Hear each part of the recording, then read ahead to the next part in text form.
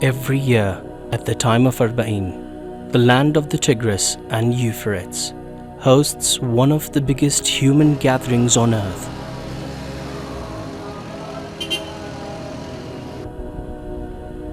A gathering like no other, unrivaled in sheer magnitude.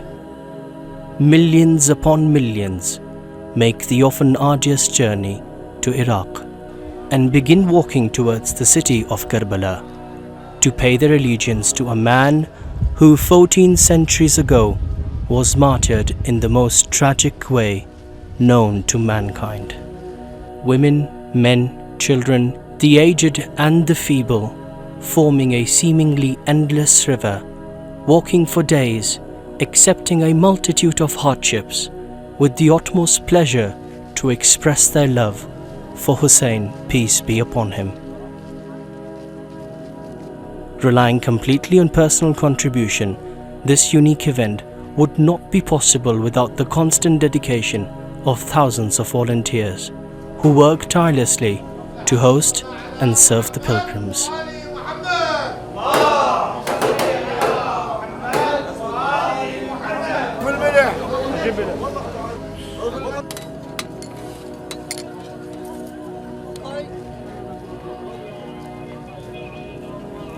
This journey shares the experience of a pilgrim and what it is like to be part of this massive ocean of people.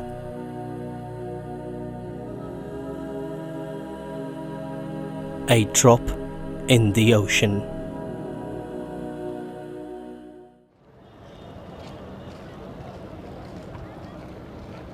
This is the beginning of day 2. It's a time of dusk. We've recited the Fajr prayers and we're out now again on the way to Karbala. Not had our breakfast or anything as yet, so there's a kiosk for tea. We're going to have some tea here, inshallah. يلا شاي؟ حليب ما في مشكل. ما في مشكل ما في مشكل.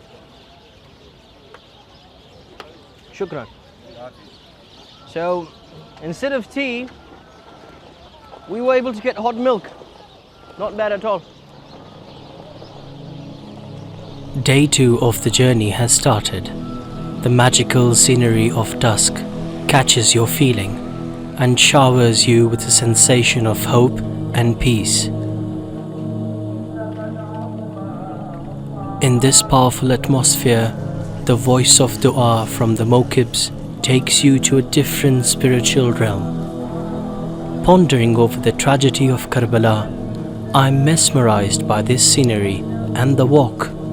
How Imam Hussein, peace be upon him, defending truth and justice, was alone, turned into a stranger on this land. And now, how amazingly these people are responding to his call. They have left everything behind and are showing their solidarity through this universal walk.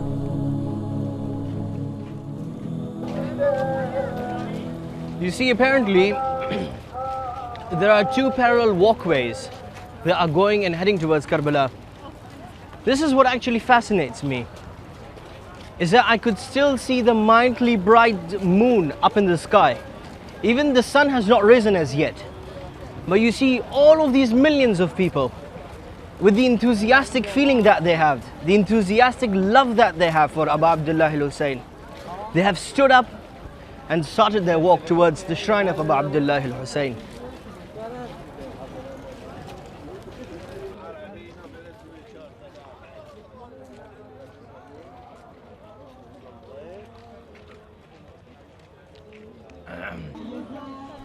This mokib has decided to offer people something luxurious. This morning, the special meal is fried fish and rice. If you want a free, hot and fresh meal, you have to wait to get it. Something that I get at my home only in special occasions. 1, 2, 3, 4, 5, 6, 7, 8, 9, 10, 11. I don't know how many big pots there are here. Haji, Assalamu alaikum. كل يوم عينا كل يوم صبح صباحا صبح وعصر وماهي كل يوم كباب وماهي شاورما دجاج وشاورما وغاز شاورما كم كيلو طن 1000 كيلو 1000 كيلو 1000 كيلو یک تن برنج لا قاص یک تن غاز وكم برنج برنج 15 كيس لا مو 15 وزنين 1500 كيلو احسن بارك الله فيك ان شاء الله يرحمكم الله. If you calculate the monetary value of the consumed amount every day, you can easily come up to thousands of dollars. What makes it more fascinating is to know that all these monies are donated by these self-sacrificing people who are working tirelessly days and nights at the mawkib. 1 ton of meat every day. They kind of so these guys, they make 1 ton of meat every day, and there's no words to say. Absolutely. Few meters further, this mawkib offers people fresh bread. This may look simpler than the fish and rice, but its value is the same as any other service that is offered.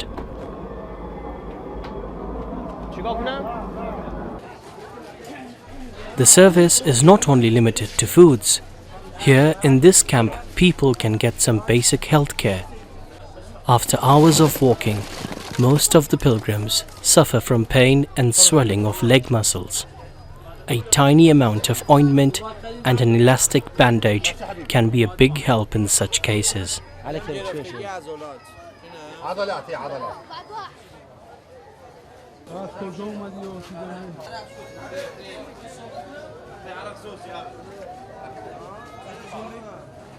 احوال شما خوب هستید؟ متشکرم. از کجا آمدید؟ زنجان. از زنجان؟ بله بله. از زمینی یا هوایی؟ نه زمینی اومد. زمینی؟ بله بله. از مهران یا؟ آره از مهران. از مهران. پس از همونجا پیاده رفتی؟ آره آره. پات درد میکنه؟ اوله. پس اینجا رفتید؟ آره اینجا دارو گرفتم.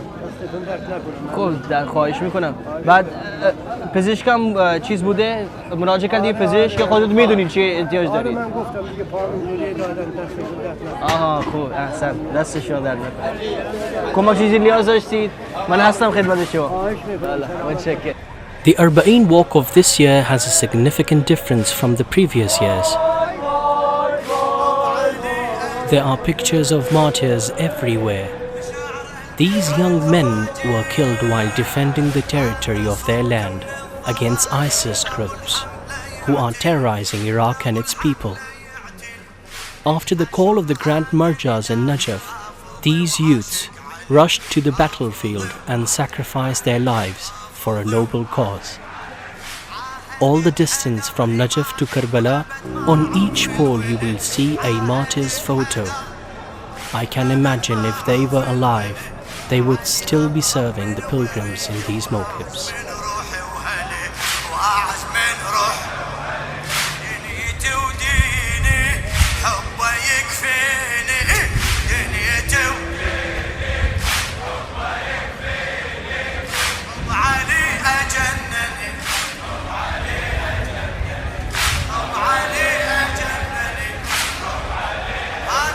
It's the mid-morning of the second day of the walk. We are around pole number 600 and about 900 poles are left. People are as determined as ever to carry on. You do not see any sign of weakness or doubt in the crowd. And surprisingly, the most enthusiastic people seem to be those who had a longer journey. From Africa and specifically from Nigeria, this group has come, and their bright and happy faces stand out amongst the crowd, and it expresses the beating motivation in their hearts.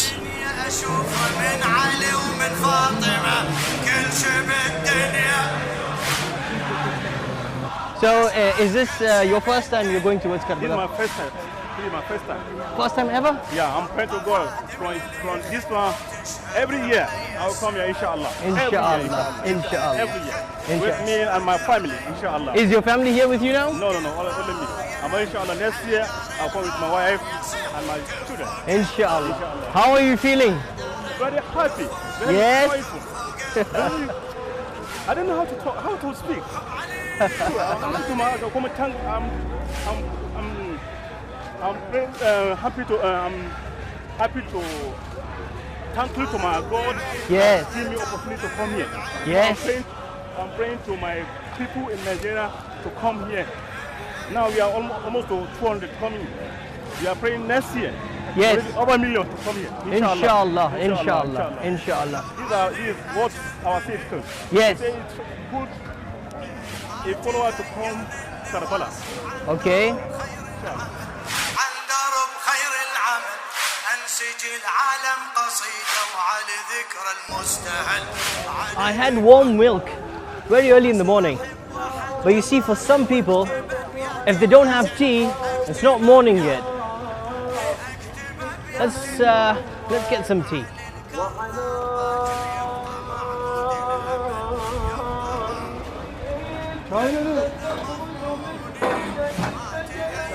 This is one interesting fact about the tea here.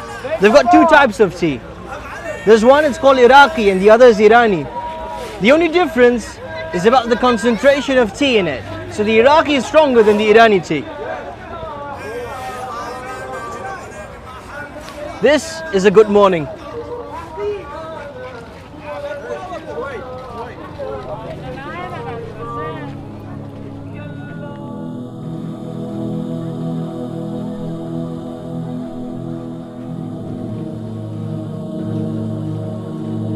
Wherever you look, either you see steadfast feet stepping towards Karbala, or you see dedicated humble hands serving the participants of this event.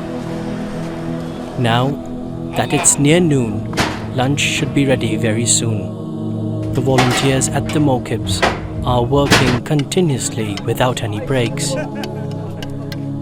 The salad is chopped, the fresh bread is baked, the rice is cooked, the teacups are set in row, even the tents are cleaned, waiting for pilgrims to arrive.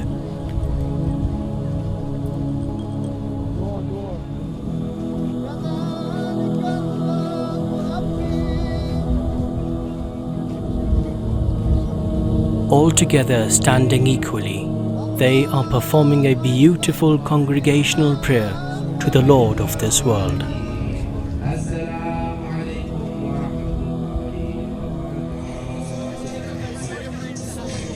After that all preparation, now it's the time to witness one of the most unique pictures of Arba'een.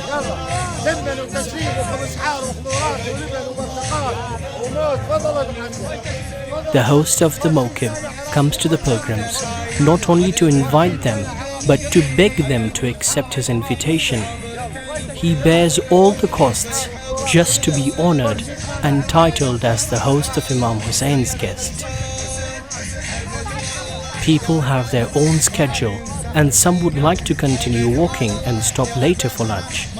But this does not disappoint his hope. He tries to advertise the menu to convince people to honor him. The happiness is evident on his face after being able to convince a visitor to accept his invitation. As I was walking on the pathway, one of these guys, they dragged me and then said, go into this alley and there's a house on the right hand side and the food is ready for you to eat. So we're going to go inside and have some food.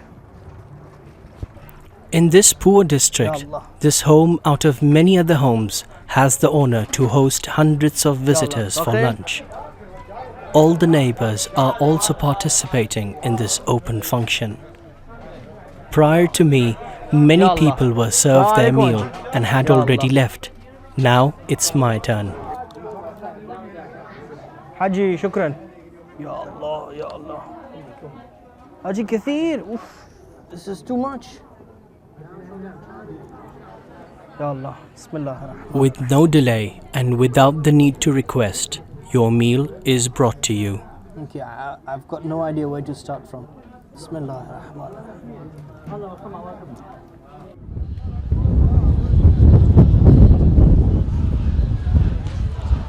All the crowd that you see have ate their lunch, drank their water, taken their rest in the most respected way without spending one single penny.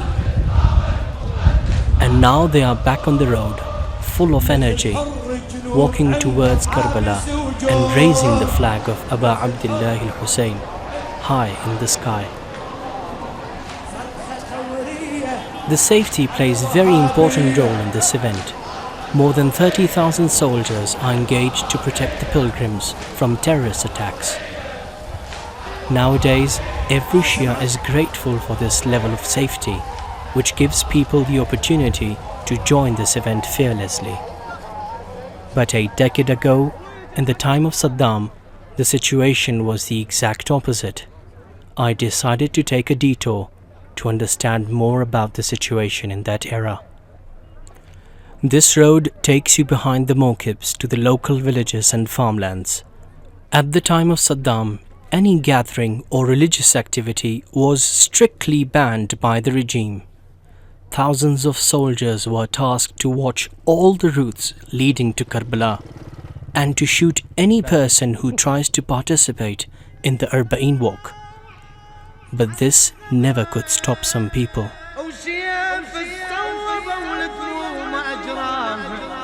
They made their way at night and through these palm groves to reach Karbala. They would buy the risk of death and execution just to show their solidarity with the message of Imam Hussein and to stand against injustice and oppression.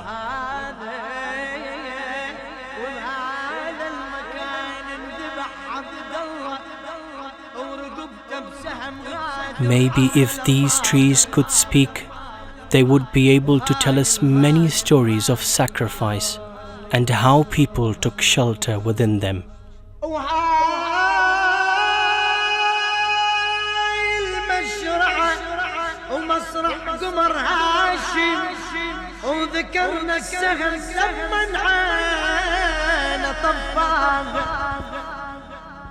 هذه كربلاء ومصرع أبو السجاد وقطعة منحرد.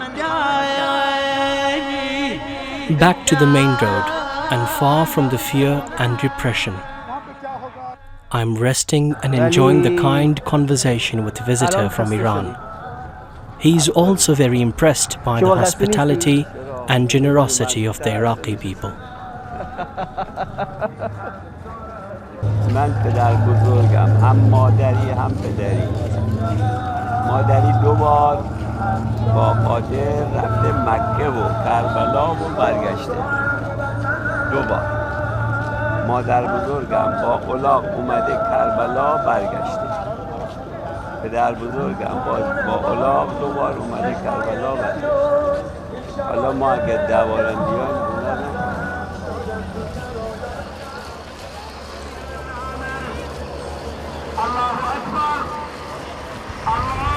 Soon it was Maghrib and I entered a mokib belonging to a group of people from the city of Basra.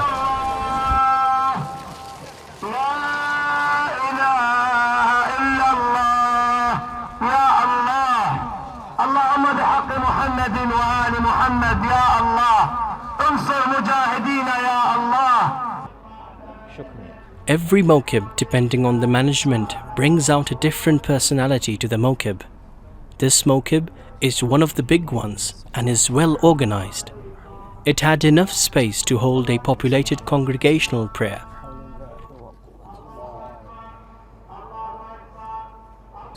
Very soon after prayer, dinner was distributed.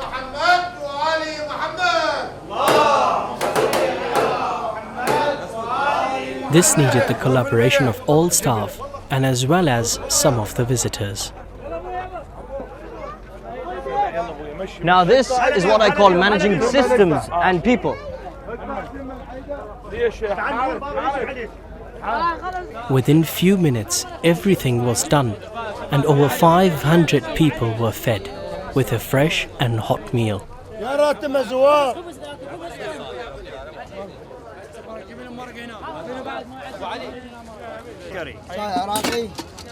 Outside this mokib, many others were also busy with serving the visitors, and within an hour, every single one of the pilgrims had received their share. By the time when we had finished our filming, it was a bit late and there was no available space for a team of 5 people in the surrounding mokibs. Seeing this, Abu Bakr offered to take us to his home. He, like many other dignified hosts, would be very upset if he rejects any guests of Imam Hussein.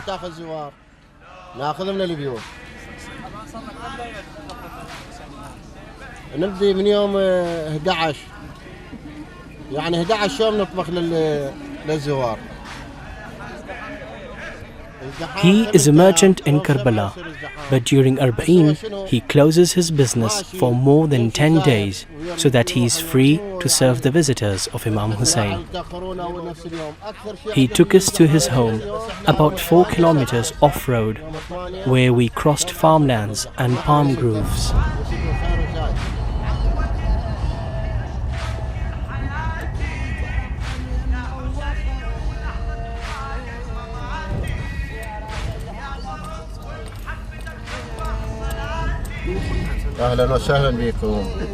Upon our arrival, his brother and son were waiting for us.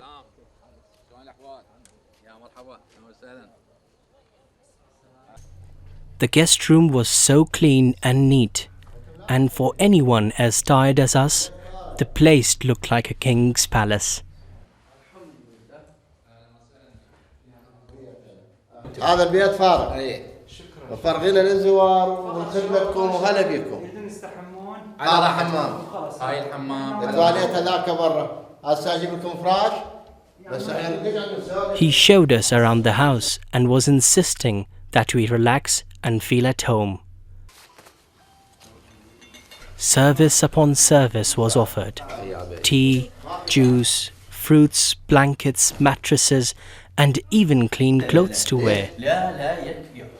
وتسمع اسمع حفظت لا تخاف عليها ما عليها تسمعني خلت اسولف لك تسمع بس اسولف لا يكفي الصراحه جايبكم على مود تسبحون وتبذلون. And amongst all their services, the nicest was the hot shower that I had. They also insisted to wash our dirty clothes. After everybody had showered, before going to sleep, we wanted to get a feel of this place, so we went outside. Recently, Abu Bakr, after the slight progress of the country, decided to move his residence from Karbala to his tribal village, since it is greener and has a good weather. It was winter time. Though these palm trees give out their fruit at the end of summer, Abu Bakr kept a share for his guest by freezing them. وعلى هالسبحه هاي الحلوه والقعده نتغدى ونتعرف اكثر بعد. اي والله بس انت فاجأتنا. The fresh dates were very sweet and delicious, like the heart of our hosts. Touched by their generosity and kindness, we like to have a memento photo with them.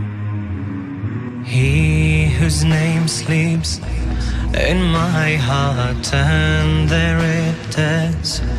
It's upon my eyes' windows to the beauty of your name. 7 letters that I've loved formed to become my beloved. With my heartbeat, part of my blood you became.